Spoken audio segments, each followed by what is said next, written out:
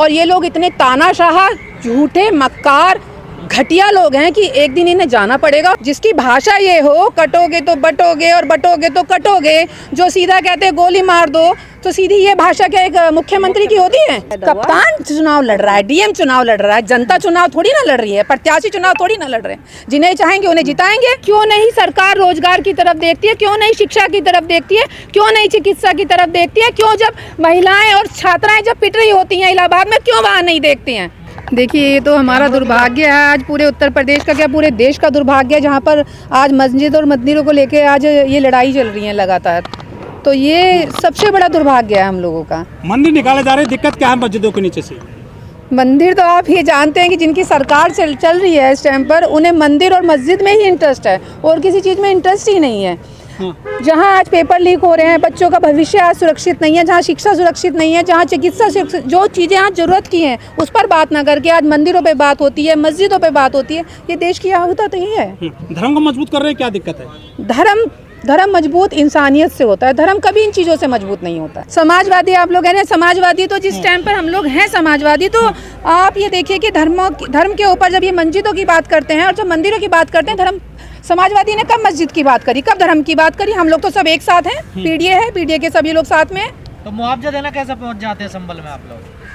हर की सहायता करना, हर गरीब की सहायता करना माननीय राष्ट्रीय अध्यक्ष अखिलेश यादव जी और पूरी समाजवादी पार्टी का धर्म है। और तो गोपाल मिश्रा को कितना मुआवजा दिया आप? देखिए, मैं तो यही कहूँगी कि आप यहाँ गोपाल मिश्रा जी की बात करें, मैं ये भी कहूँगी इससे पहले हम चुनाव की बात कर लें, बैलेट पेपर की बात कर लें, ईवीएम की बात कर लें। जहाँ आज हम उपचुनाव की आप बात कर रहे थे, अभी 9 सीटों की बात कर रहे थे, तो चुनाव हम थोड़ी ना लड़ रहे थे। चुनाव तो जिले के कप्तान लड़ रहे हैं, चुनाव लड़ रहा है तो जिले का डीएम लड़ रहा है, चुनाव प्रशासन के लोग लड़ रहे हैं। तो आपने क्यों नहीं विरोध किया? क्यों नहीं सड़कों पे उतरे? सड़कों पे उतरे क्यों नहीं उतरे हैं? ये लाठियां क्या आप लोगों ने देखी नहीं है उस टाइम पर? आपके मीडिया ने सड़कों पर ट्वीट कर दिया, बस ट्वीट किया नहीं है। नेता को तो आने ही नहीं दिया गया था।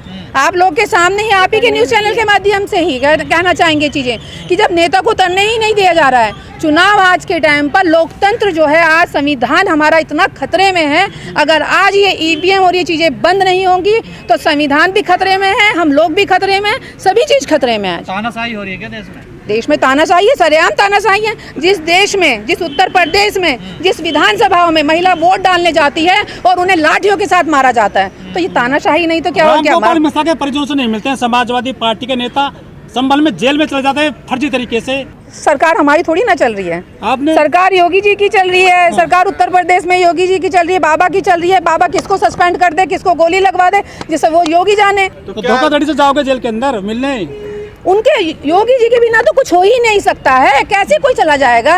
जहाँ कोई ईंट नहीं रख सकता, जहाँ कोई पैर नहीं रख सकता, आप इतनी बड़ी बात कहने कि जेलर से मिल लेंगे, जेल में चले जाएंगे, नहीं हो सकता। तो नेहा जी, फिर कैसे रास्ता निकलेगा? आपके चुनाव भी नहीं होने दिया जा रहा है, ना वोट डालने दिया जा रहा है, तो फिर रास्ता क्या है आप लोगों का? देखिए, एक दिन तो अंत का अंत जरूर होता है और अति का अंत होना ही जरूर होता है।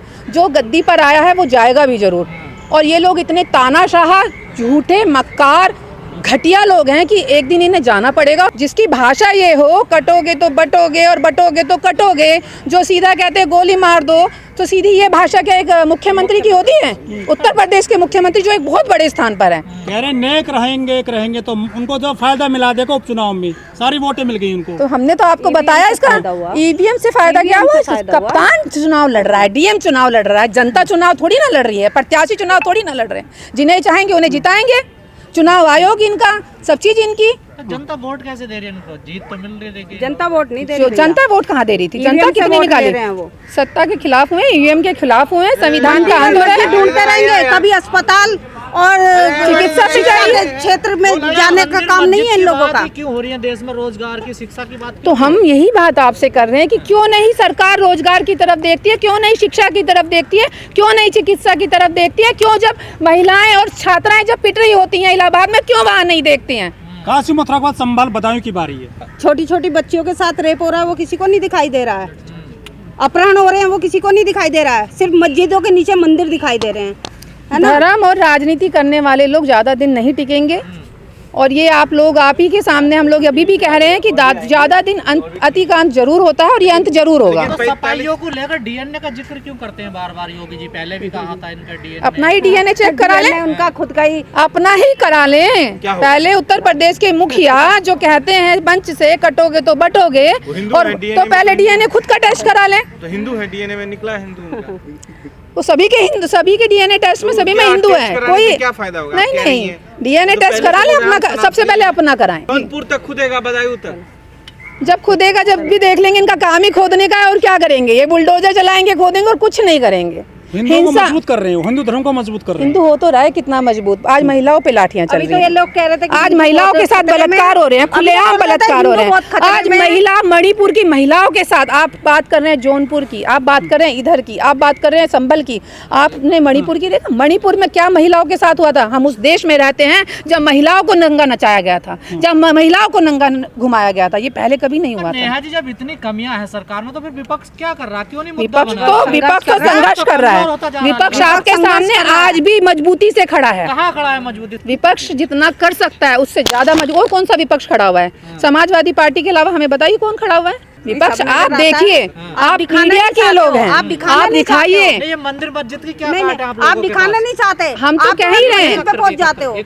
मंदिर मस्जिद देखिए, हम हमारे लिए मंदिर भी वही है, मस्जिद भी वही है, जहाँ इंसान खड़ा है सबसे पहले इंसानियत है। नहीं, इस मुद्दे पे बीजेपी को वोट मिल रहा है और वो वोट मांग रहे हैं, ठीक है ना? पर आपके पास क्या ये कब तक मांगेगा? कब तक नहीं होगा?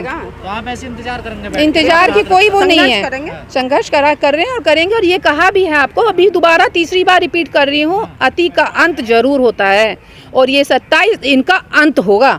पक्ष वाले, सरकार वाले टारगेट कर रहे हैं, कभी मुस्लिमों को करते हैं, कभी दलितों को करते हैं, कभी किसानों को करते हैं।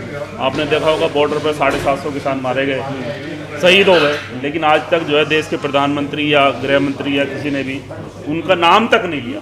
शहीद कहने के बजाय उनका नाम तक भी नहीं लिया। तो ऐसे में जो विपक्ष है, विपक्ष भी अपनी भूमिका सही नहीं निभा रहा। विपक्ष क्या करता है, उसको जब ये दिखता है कि साहब इस मुद्दे में हमें हमारा वोट का नुकसान नहीं होगा, तो वो कहीं ना कहीं बोल जाता है। लेकिन जब ये दिखता है कि साहब यहाँ मुसलमानों को मारा जा रहा है या दलितों को मारा जा रहा है, अगर हम इनके साथ जाएंगे तो इधर वाला वोट नाराज हो जाएगा।